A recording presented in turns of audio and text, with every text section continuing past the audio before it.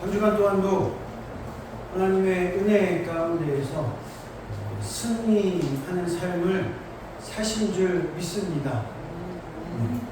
성령의 인도하심을 따라 살아가는 삶, 그것이 결코 쉽지는 않습니다. 그래서 제가 지난주에 말씀드리면서 마지막에 아마 그런 이야기를 했었던 것 같아요. 성령의 인도하심을 따라 살아가기 위해서 그것이 어려운 것이 아니라 성령의 인도하심이란 무엇인가? 하나님 앞에 매일 아침 일어나서 기도하면서 하나님, 오늘도 내가 성령이 원하는 대로 살아가게 하옵소서. 내가 오늘도 성령의 말씀에 귀 기울이면서 살아가게 하옵소서. 기도하고 하루를 시작하고 또 하루를 마무리하면서도 성령님, 내가 혹시 오늘 성령님의 말씀에 거스르는 그러한 삶을 살지는 않았는지 돌아보며 회개합니다. 이런 기도로 마무리를 하자. 그렇게 말씀을 드렸습니다. 쉽지 않죠. 매일 아침 기도를 하더라도 그 기도를 그렇게 기도하고 시작하기가 익숙해지지 않으면 쉽지 않은 것 같아요. 자꾸만 까먹게 되는 것 같아요. 신앙은 훈련입니다. 훈련. 그래서 그냥 한 번 듣고 흘려버리는 것이 아니라 계속해서 되뇌이고 매일매일 삶 속에서 어제 못했으면 오늘 하고 지난주에 못했으면 이번 주에 다시 한번 도전해보고 그렇게 조금씩 바꿔나갈 때 우리의 신앙도 차근차근 성장해 나아가는 것이죠. 한 번에 클 수는 없어요. 어린아이들이 자라나면 어른들이 그런 이야기 하죠. 애들이 콩나물 시루해서 콩나물 자라듯이 금방 쑥쑥 자란다. 며칠만 못 보고 몇 달만 못 보면 엄청 자랐다. 이런 이야기를 하죠. 그런데 막상 매일 보면 어때요? 매일 보면 그냥 비슷비슷한 것 같아요. 그러다가 어느 순간에 보면 야, 너 정말 많이 컸구나. 이렇게가 되죠. 우리 하민이도 그래요. 보면 맨날 어쩔 때 보면 많이 큰 것 같고 또 어쩔 때 보면 똑같은 것 같고 그래서 가끔씩 일어나갖고 야, 하민아, 오늘 아빠가 마사지 해줬으니까 이제 아침에 일어나면 이제 자기도 몸이 좀 이렇게 아프고 막 그럴 때가 있나 봐요. 예전에는 매일 마사지를 해주고 했는데 요즘에는 잘 안 해주는데 가끔씩 가다가 일어나면 시켜요. 누워가지고 아빠 마사지. 그러면 동글동글 빼글 굴러가지고 딱 제 그 침대에 딱 누워요. 그러면 딱 이렇게 머리 침대맡에 딱 이렇게 머리 비계 딱 대고 반듯하게 누워요. 그리고 하는 거야. 아빠 마사지. 마사지 해주세요가 아니야. 마사지. 그러면 마사지 해줘야 돼. 마사지를 막 해줘야 돼. 발도 막 하고 막 해야 돼. 그러면 이제 어깨도 이 어깨가 만지면 어깨를 이렇게 주물러주면 되게 이게 간지럽고 막 그런가 봐요. 그거 막 해주면 어깨를 막 이렇게 주물러주면 막 웃으면서 깔깔깔깔 거리면서 그러고 일어나요. 그러면 이제 야, 아빠가 오늘 마사지 해줬으니까 키가 얼마나 컸는지 볼까? 그럼 나가고 이제 그 키 재는 데가 있거든요. 거기서 이렇게 딱 서. 그러면 사실 뭐 일주일 전에 재나 뭐 오늘 재나 크게 차이는 없죠. 근데 저 아이는 기대가 커요. 아빠 얼만큼 컸어요? 얼만큼 컸어요? 이야, 하민이가 벌써 111cm가 됐어. 이만큼 컸네? 그러면 엄청 좋아. 엄마, 나 키가 111cm예요. 이러면서 좋아해요. 안전한 것 같지만 그렇게 매일매일 재는 똑같은 것 같은데 보면 2024년도 몇 월, 2025년도 몇 월 여기 체크해 놓은 게 있단 말이에요. 여기 하민이가 벌써 여기로 이사 온 지도 한 3년, 4년 되거든요. 근데 보면 엄청 많이 컸어요. 한 1년에 진짜로 한 10cm 이상은 크는 것 같아요. 매일 보면 그냥 그런 것 같은데 이렇게 재놓은 거를 보면 정말로 많이 컸어요. 그래갖고 야, 너 언제 100cm가 되냐? 막 이랬었단 말이에요.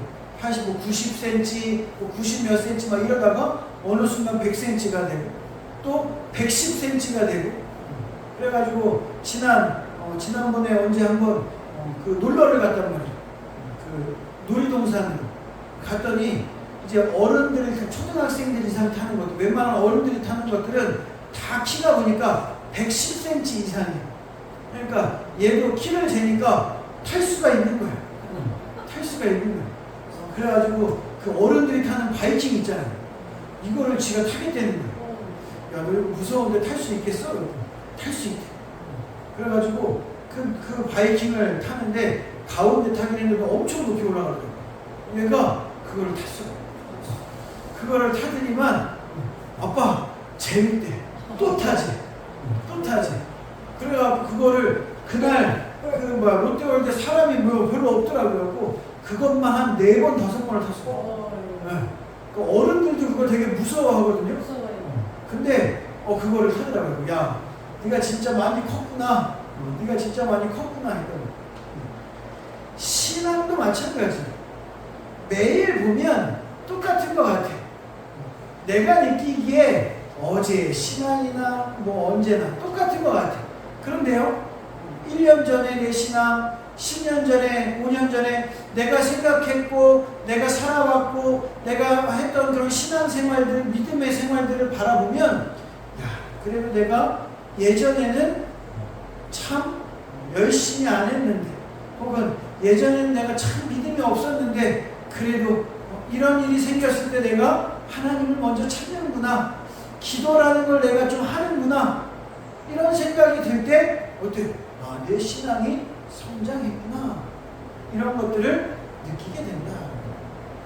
아마 제 생각에 특히나 우리 주일날 기도하신, 대표 기도하시는 우리 집사님들은 그런 생각할 거예요.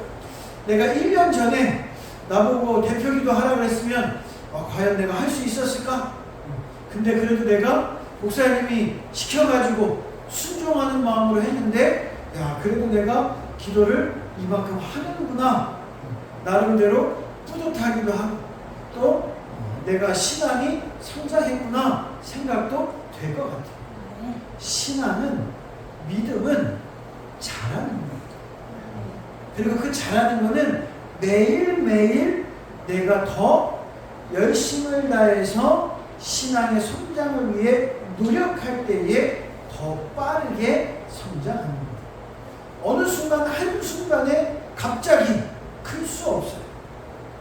조금씩 차근차근 성장하는 거예요. 때때로 어떤 어려운 일을 당하고 큰 일을 당할 때 나의 신앙이 훌쩍 자라기도 해요. 마치 어린 아이들이 청소년기가 지나면서 하루에도 막 1cm, 2cm씩 막 무섭게 자라는 것처럼 어느 순간 나의 신앙이 그렇게 훅 자라기도 해요. 그런가 하면 또 어느 순간 나의 신앙이 멈춰 있는 것처럼 느껴지기도 해요. 하지만 중요한 건 키는 나이가 있지만 신앙의 성장은 나이가 없어요. 내가 하나님께 나아가는 그 순간까지, 주님이 오시는 그 순간까지 내 나이가 70이 되고 80이 되고 90이 돼도 우리의 신앙은 계속해서 성장해야 돼요. 퇴보하는 신앙은 하나님이 원하시는 신앙이 아니에요. 그리고 그 신앙의 성장에 가장 중요한 것은 무엇이냐? 나의 마음속에서 여전히 말씀하시는 그 성령의 음성을 듣는 것이죠.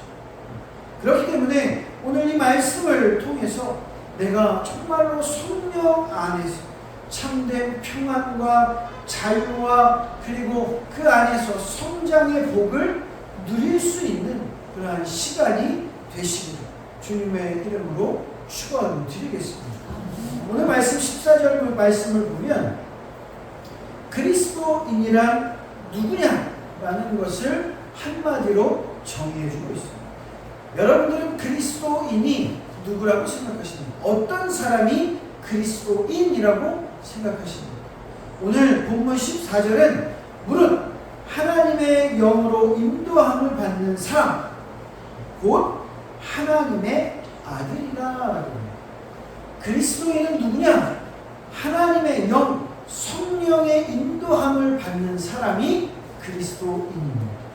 그리고 이것을 다른 말로 이야기하면 하나님의 아들, 비단 아들만을 이야기하는 것이 아니죠. 아들과 딸, 하나님의 자녀, 이것이 바로 그리스도인입니다. 하나님의 자녀가 되는 것은 내가 어떤 노력을 해서 얻는 것이 아니라 내가 예수님을 믿는 순간, 예수님을 나의 생명의 구주로 모시는 순간, 내 안에 성령이 계시는 그 순간 우리는 하나님의 자녀가 되는 권세, 특권을 얻게 된다. 하나님의 아들이란 하나님의 모든 자녀를 이야기합니다. 그리고 이 세상 가운데에서 우리는 이 세상에서 어떠한 상황에 있든지 혹은 어떠한 대우를 받든지 우리가 하나님의 자녀라는 이 신분은 절대로 변하지 않는다라는 사실을 우리가 기억할 수 있어야 된다. 세상은 우리의 지위를 자꾸만 변화시킵니다. 회사에만 가도 어때요? 직급이 자꾸 변하죠. 사원에서부터 시작해서 대리가 되고 과장이 되고 또 임원이 되고 이렇게 승진을 해요. 승진을 할 때에는 내가 점점 성공하는 것 같아요. 높아지는 것 같아요. 그런데 그 높아짐이 영원합니까? 그렇죠. 어느 순간 내가 원하지 않아도 퇴직을 강요받게 돼요. 예전까지, 불과 얼마 전까지 사람들이 나에게 이사님 혹은 부장님 막 그렇게 인사를 하고 좋아하고 그랬는데 어느 순간 사회에서부터 떠나게 됩니다. 은퇴를 하게 됩니다. 내 원에 의해서 내가 생각해서 하는 것이 아니라 명예퇴직. 그래서 아직도 여전히 젊은 나이임에도 불구하고 퇴직을 강요받게 돼요. 그러면 순간적으로 무슨 생각이 들어요? 나의 인생이 여기서 끝나는 겁니다. 내가 나의 삶이, 나의 명예가, 나의 모든 직책이 여기서 끝입니다. 굉장히 우울함에 빠지고 자괴감에 빠지게 되죠. 회사뿐만이 아니에요. 가정에서도 마찬가지고 또 여러 사회 속에서 마찬가지. 뿐만 아니라 우리는 먹기 싫어도 나이를 먹어요. 어린 나이에는 하루라도 빨리 나이를 먹고 싶다. 빨리 나이를 먹었으면 좋겠다. 어른이 되고 싶으면 좋겠다. 이야기해요. 어른과 아이의 가장 큰 구별점이 뭔지 아십니까? 바로 나이예요. 몇 살이 어른이고 몇 살이 아이냐, 이 몇 살이 기준이 아니라 나이를 빨리 먹고 싶으면 아이입니다. 그런데 이제 나이를 그만 먹고 싶다, 나이를 천천히 먹었으면 좋겠다라고 생각하는 순간 그 사람은 어른이 됩니다. 어른이 됩니다. 모두에게 똑같은 그러한 시간이지만 그 시간은 상대적이에요. 누군가에게는 굉장히 더디게 가는, 그래서 빨리 지났으면 빨리 내일이 오고 내년이 오고 한 살을 더 먹고 그런 사람이 있는가 하면 이제 나이 좀 그만 먹었으면 좋겠어요. 눈 감고 일어났더니 한 달이 지나가고 잠깐 딴짓한 것 같은데 벌써 1년이 지나고 그런 나이가 되면 무기력해져. 내가 할 수 있는 것이 없구나라고 생각이 들어요. 하지만 그럼에도 불구하고 우리는 여전히 하나님의 자녀라는 그 신분의 변화가 없다. 우리의 인생은 어쩌면 우리의 나이를, 우리의 명예를, 우리의 권력을, 그리고 우리의 재력을, 그것을 평가하는 그러한 기준으로 삼을지 못합니다. 하지만 그것을 기준으로 우리를 나눌지 못합니다. 하지만 예수 그리스도 하나님의 자녀라는 이 신분은 모든 것을 초월합니다. 모든 것을 초월해서 나이하고 상관없이, 직책하고 상관없이, 명예와 권력과 재력과 상관없이 우리는 여전히 하나님의 사랑받는 자녀이고 하나님은 여전히 우리를 어린 아이와 같이 바라보고 우리의 모습을 보며 흐뭇해 하신다는 거죠. 그런 비유를 많이 합니다. 하나님의 지위, 하나님의 자녀라는 이 신분이 변하지 않는다라는 것을 이야기할 때 그런 비유를 자주 써요. 10만 원짜리 수표, 100만 원짜리 수표, 이 수표의 가치, 이 가치는 구겨져도 변하지 않아요. 막 아무리 닳고 해져도 변하지 않아요. 그 가치는 어떠한 상황 속에서도 변해지지 않아요. 아무리 낡고 아무리 구겨졌어도 은행에 가면 그 가치 그대로 단 1원도 빼지 않고 그대로 주는 거예요. 우리의 삶에, 우리의 육신에 모든 것들이 때때로는 실패하기도 하고 때때로는 좌절하기도 하고 때때로 소망이 없는 것처럼 그렇게 포기하고 싶은 그 순간에도 우리의 가치는 여전하다. 우리는 여전히 하나님의 자녀고 내 안에는 여전히 성령이 살아계시다. 때때로 힘든 벽을 만났습니다. 때때로 좌절하고 싶고 포기하고 싶고 혹 내 스스로가 내가 무능하다고 생각하는 그 순간에 그 사실을 기억하시기 바랍니다. 그럼에도 나는 하나님의 자녀. 그럼에도 불구하고 나의 가치는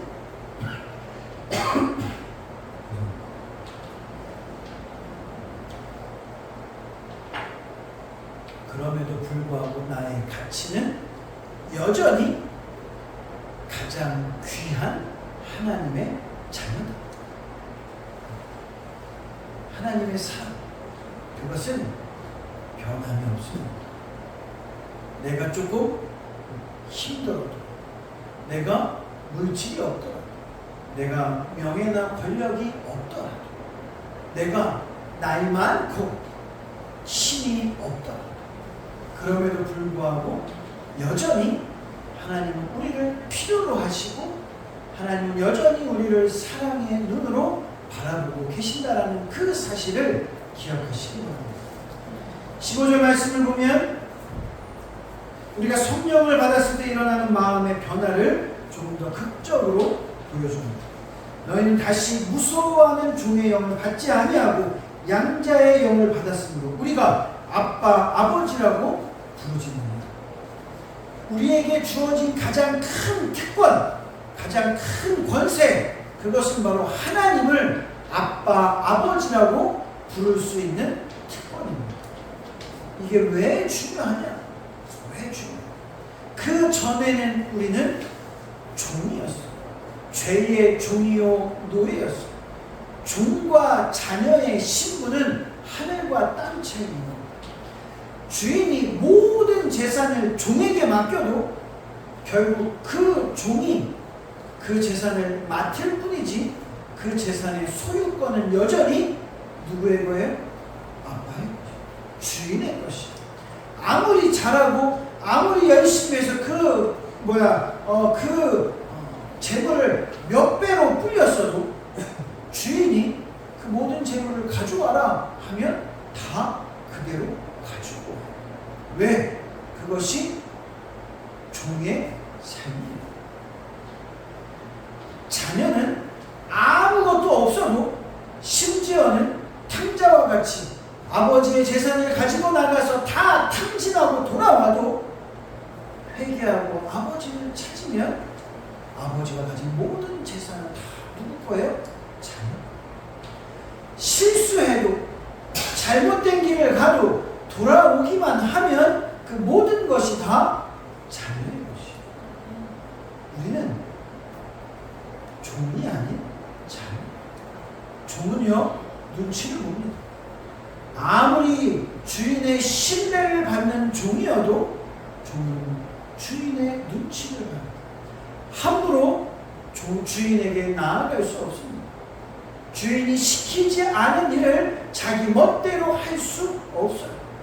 주인이 부르지 않으면 주인에게 무언가 나아가서 요구할 수 없습니다. 하지만 자녀는 그렇지 않아요. 밤에라도 아버지가 자고 있을 때라도 급하면 가는 거예요. 급하면 불러요. 아빠, 아버지, 지금 나 이게 급합니다. 그러면 아버지는 어때요? 자다가 일어나서라도 그 부름에 응답합니다. 종은 아빠를 깨울 수 없어요. 종은 주인을 깨울 수 없어요. 하지만 자녀는 아빠를 깨울 수 있어요. 종은 주인에게 무언가 요구할 수 없어요. 하지만 아들은, 자녀는 아빠에게 모든 것을 요구할 수 있어요. 하느님 보세요. 아빠, 마사지. 그러면 해줘야 되는 거예요. 마사지를 좀 해주시면 안 되겠습니까? 그럴 필요가 없어요.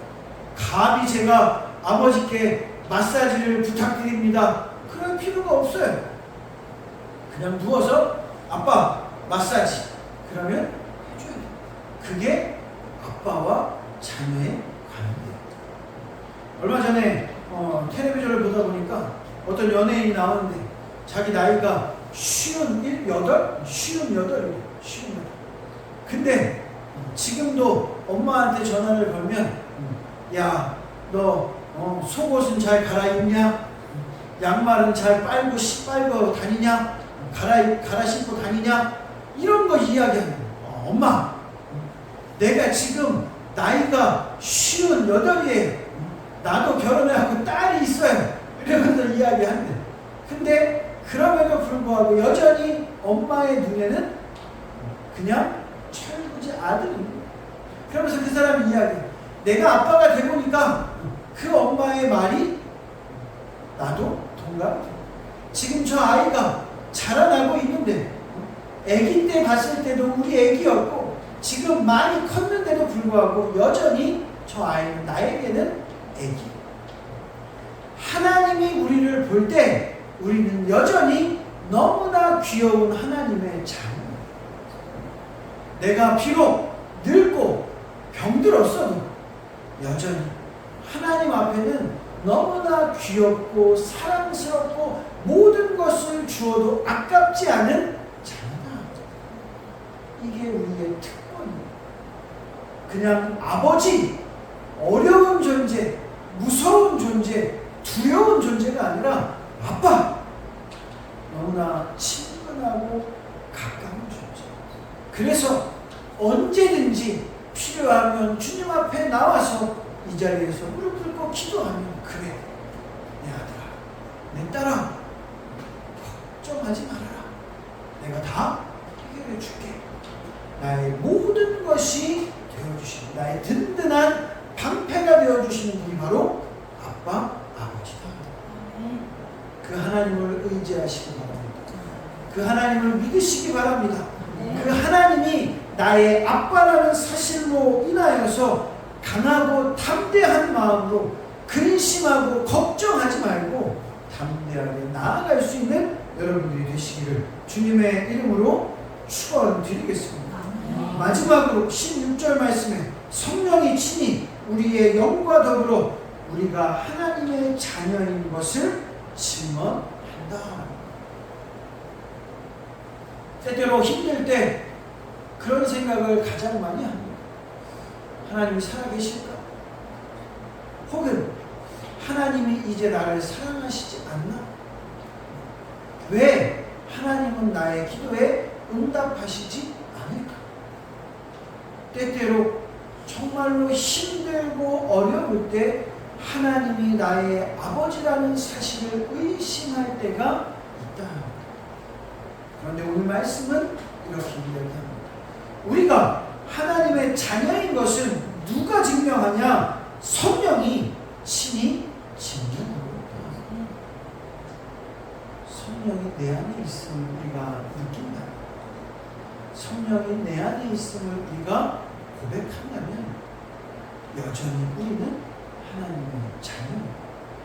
여전히 하나님은 우리의 기도에 귀 기울이고 계시다는 겁니다. 성령이 내 안에 있는지 모르겠는데 성령이 내 안에 있는지 어떻게 압니까?